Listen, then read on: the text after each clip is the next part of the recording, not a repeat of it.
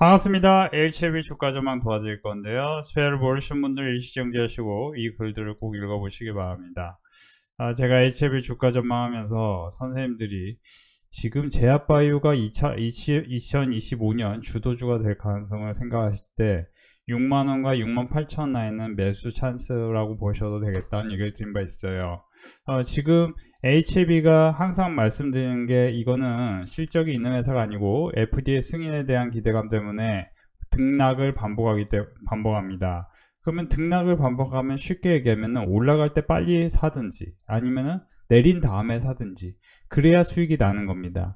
아무 때나 대충 사면은 이 종목으로 장기 투자했을 때 큰 어려움을 겪을 가능성도 상당히 많이 있습니다. 그러니까 이제 조금 더 길게 놓고 보면은 이 FDA 승인에 대한 결과가 이제 내년 3월쯤 뭐 나오지 않겠습니까? 근데 지금 여기서 보시면은 뭐 몇 년을 이렇게 왔다 갔다 했잖아요. 그죠? 그러면 당연한 얘기지만 많이 떨어졌을 때 사면은 수익이고 많이 올랐을 때 사면 손실이고 뭐 이렇습니다. 근데 이제 이걸 디테일하게 다 따져봤을 때는 제가 이제 거래대금이 터지면서 박스권을 돌파하는 과정이 굉장히 중요하다는 얘기를 종종 드리고 신고가를 경신하기 직전인 상황을 말씀을 드립니다. 그러니까 신고가를 경신하기 직전이라는 거는 10만원과 12만원 사이에서 여기서 유지되면서 왔다 갔다 하면서 이렇게 밀어 올리는 과정이 중요해요. 그러니까 대략 예를 들면 알테오젠 같은 종목, 그 알테오젠 같은 종목도 여기서 보시면 신고가를 그죠? 신고가를 경신하고 나서 이렇게 밀어 올리는 과정이잖아요. 20만원 밑에서. 그러니까 이런 식으로 신고가를 경신하기 직전인 종목. 그리고 제가 파마리서치는 지난 몇 달 전 유튜브에서도 빅데이터 거래 멤버십에서도 1조 8천억일 때 시가총액 2조 4천억을 갈 종목이니까 매수해 두시면 돈을 법니다 했습니다. 근데 이것도 보시면 17만원 18만원 라인이 뭐 어떤 라인이냐면은 신고가가 여기서 보시면 16만원을 돌파하는 거거든요. 그러면 17만원 18만원에서 왔다 갔다 하는 이 과정이 뭐냐, 신고가를 경신하고 여기서 계속 왔다 갔다 하면서 추가로 신고가를 경신하는 이런 과정. 그러면서 CVC 캐피탈, CVC 사모펀드에서 유럽 사모펀드에서 유상증자 자금이 들어오고 리쥬란에 대한 실제 실제 숫자가 제대로 찍히니까 이렇게 오르는 거거든요. 그러면서 제가 미국의 갈더마와 파마리서치의 스킨부스터 경쟁을 말씀을 드린 바 있습니다. 그래서 이거에 대해서 혹시 모르시는 분들을 위해서 뭐 솔직히 말씀드리면 잠시 후에 뭐 교육시켜드릴 자료도 있는데 이런 거 한번 공부해 보시면 도움이 될 것 같은데요. 자, 일단은 이거 한번 명심해 보세요. HLB가 6만원과 68,000원 라인이 제가 중요하다는 얘기를 계속 드리잖아요. 그 이유가 뭐냐면은 이 최근 저점을 제가 계속 말씀드리잖아요. 74,200원 그리고 79,000원 그죠? 이런 라인에서 반등 하락 반등 뭐 이런 식으로 그쵸? 그리고 여기서 고점을 뚫지 못해. 이게 기술적으로 굉장히 중요합니다. 그러니까 여기서 올라갈 종목이면 이 고점을 한번 돌파했다가 조정 보였다가 올라갑니다. 가령 여러분들이 이제 생물보안법 관련주 중에 뭐 바이넥스라는 종목이 있는데 바이넥스라는 종목의 특징이 뭐냐면은 여기서 보시면은 그쵸, 이만큼 18,000원을 돌파하면서 신고가를 경신합니다. 그죠? 그러다가 다시 하락 나오고 또 다시 올려요. 그 다음에 다시 22,000원, 24,000원을 돌파합니다. 그죠? 그리고 다시 기존 신고가인 24,000원을 돌파하면서 27,300원 나와요.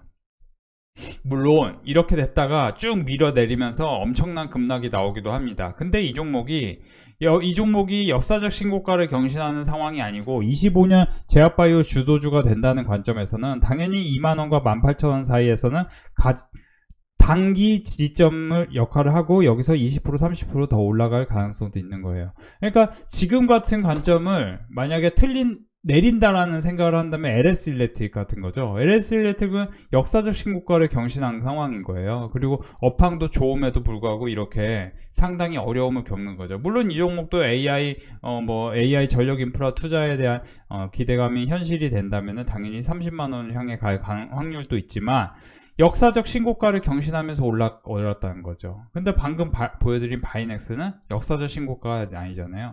근데 HLB 뭡니까? HLB가 역사적 신고가를 한번 경신한 다음에 여기를 다시 이렇게 올리지 못한 거는 어떤 악재에 조금 허덕이는 거죠. 그 악재가 뭐였냐?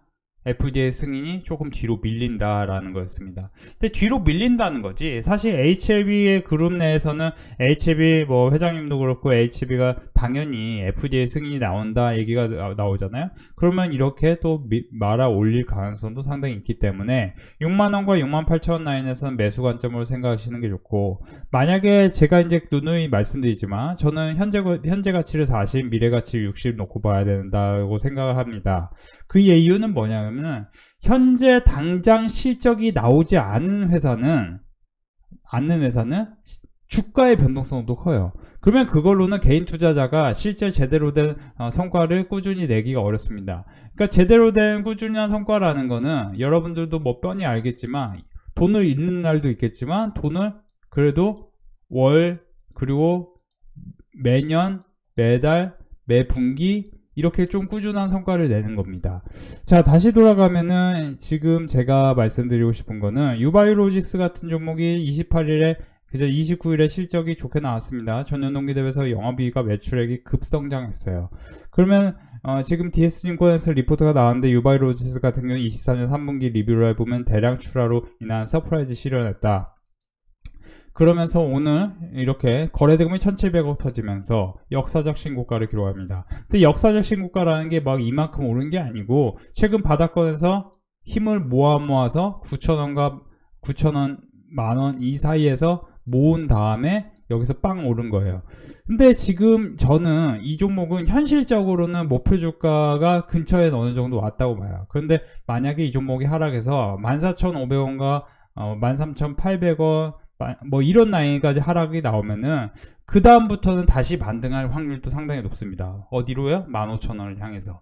그렇기 때문에 좀 이제 차익 실현, 그러니까 단기 수익 관점에서 봤을 때는 이런 종목을 한번 공부를 해볼 필요도 있는데, 실제 매출과 영업이익이 좋아졌고, 그리고 이거를 과거의 실적과 이제 좀 분석을 디테일하게 해보면은 유바이로직스가 최근 분기 실적을 보면은 꾸준히 성과가 나온 회사가 아닙니다. 안 좋았잖아요. 근데 3분기 때 갑자기 실적이 좋아졌어요. 전년 동기 대비해서 그렇죠, 엄청나게 성장했습니다. 이게 4분기도 이어진다고 가정을 해보면은 상당히 괜찮고, 그리고 연간 실적으로도 쭉 따져봤을 때는 이 종목은 지금 사실 제가 볼 때는 16,000원과 18,000원 사이까지는 무난하게 올라갈 확률이 있기 때문에 한 번 더 관심을 가질 필요가 있습니다. 디어유 같은 경우는 제가 장전에 교육한 종목으로서 우리 빅데이터 클럽 멤버십에서 디어유 성장인지 재가동이다. 디어유 같은 경우는 3분기 매출과 영업이익이 전년 동기에 비해서 소폭 하락했지만 지금 최근에 이제 블랙핑크 같은 경우도 상당히 이슈였는데 가장 중요한 거는 중최대 음악 플랫폼 기업 텐센트 뮤직, 그렇죠? 그러면은 여러분들이 한번 고민해 봐야 돼요. 지금 여기서 이게 숫자로 분명히 바뀔 거 아닙니까? 그렇죠? 숫자로 바뀔 거예요. 그러면 이게 숫자로 바뀌면은 어떻게 봐야 될까요? 자, 어떻게 봐야 될까요? 이거를 숫자로 바꿨을 때 계산해 보면은 평균 주가 타깃 플레이스는 4만원 내외일 수 있는 겁니다. 그쵸? 아무리 못해도 36,000원 뭐 이 정도. 그러니까 시장이 아무리 안 좋아도 36,000원, 7,000원까지는 또 올라갈 확률이 있는데, 이 디어유 같은 경우는 장기 이평선을 이렇게 쭉 하회하다가 이거를 돌파하는 순간순간이 있었지만 이게 유지가 되진 않았어요. 근데 이번에는 조금 뭐예요? 여러분들도 눈에 뻔히 보이겠지만 이만큼의 돌파라는 건 좀 디테일하게 따져보면 장기 이평은 나름 중요합니다. 저는 이동평균선은 솔직히 별로 안 중요하다고 생각하지만 장기 이동평균선은 중요해요. 그러면 여기서 보시면 10% 내외 상승까지 나왔었잖아요. 여기서도 8% 상승 나왔잖아요. 근데 여기서 장기 이평과의 여기와의 괴리율이 얼마입니까? 얼마예요? 그쵸, 25%나 올라갑니다. 그러면 이거는 대세적으로는 분위기가 바뀌는 거예요. 그러면 이런 거는 한번 관심 갖고 매수해 보시면 무난한 성과가 나겠죠. 자, 빅데이터 클럽 멤버십 가입하고 싶어하는 분들이 최근에 많았습니다. 저희는 가입을 강요하지 않습니다. 상담 받아보시고 가입 수익 내고 싶은 분들만 가입하시면 되는 거예요. 멤버십 회원분들은 솔직히 말씀드리면 뭐 제가 이런 얘기는 꾸준히 많이 들었잖아요. 고려아연 같은 경우도 5월달부터 7월달까지 거의 석 달 가까이 계속 50만원 부근에서 매수를 강조한 종목이었는데, 고려아연은 지금 150만원까지 갔습니다. 당시에 제가 매수하라고 했을 때 매수하자마자 안 올라가니까 막 싫어하는 분들도 계셨는데, 저는 기본적으로 두 석 달간 매집을 해서 그 종목이 향후에 크게 올라가는 것을 기대하고 종목을 권해드리고 있습니다. 그리고 제가 말씀드리는 종목이 다 오르진 않지만 그래도 승률은 상당히 높습니다. 엄청나게 높아요. 그렇죠? 이거는 뭐 역대급이라고 얘기해도 무방합니다. 그렇기 때문에 제가 얼굴을 드러내고 이렇게 그렇죠? 자신 있게 할 수 있는 거기도 하고요. 제가 이제 계속 말씀드리지만 여러분들이 단기로 수익을 내려면은 단기로 상승했던 종목이 조정을 보였을 때 매수하는 게 수익이 납니다. 최근에 이제 한미사이언스를 전일 영상에서 분명히 말씀드렸는데, 이 종목도 뭐예요? 이건 37,000원 라인 굉장히 중요하다는 얘기를 들었는데 실제로 오늘 37,650원을 지지합니다. 그러면 이런 비슷한 패턴이 뭐냐면 에이징랜드하고 현대모비스 같은 종목도 한번 관심을 갖고 여러분들이 하루 이틀간의 하락이 나오면은 매수 관점으로 생각해 보시는 것도 좋고, 오늘 동서하고요 유바이로지스 올랐는데, 유바이로지스는 음봉이 나왔을 때 저는 권해드리고 싶고, 동서 같은 종목은 사자마자 바로 수익이 날 만한 패턴인 건 사실입니다. 한번 관심 갖고 공부해 보셨으면 좋겠고요. 멤버십 문의하고 싶은 분들은 참고해 보시기 바랍니다. 오늘도 멤버십은 수익 축제였는데요. 선배님 감사드려요. 매일매일 교육해주신 교육 내용 메모와 함께 듣고 또 듣고를 반복합니다. 글래시스 매수 타이밍 나이스입니다. 한미사이언스, KB금융도 큰 수익 감사드려요. 가족과 함께 행복한 주말 보내세요. 전진건설로봇, HD 한국조선해양, HD 현대중공 90만원, 14만원. 전유교육 종목 현시간, 와 대단해요 강남 선배님. 또 일주일간 400만원 버신 분 계시고요. 또 일주일간 다 합치면은 그쵸, 상당히 큰 수익이 나셨습니다. 그래서 이제 고르게 많은 분들이 꾸준한 성과를 이어가고 있습니다. 자, 우리 멤버십은 오늘도 수익 축제였습니다. 54만원, 그리고 에스페타스, KB금융, 노시자일빙, SK하이닉스 모든 분들 수익 축하드리고요. 여기서 보시면 벌써 10월달에 1,500만원 버신 분 계시고요. 한국콜마, 녹십자, SK하이닉스 수익 축하드립니다. 꾸준한 성과가 계속 이어지고 있네요. 빅데이터 클럽 멤버십 함께 해보시기 바랍니다.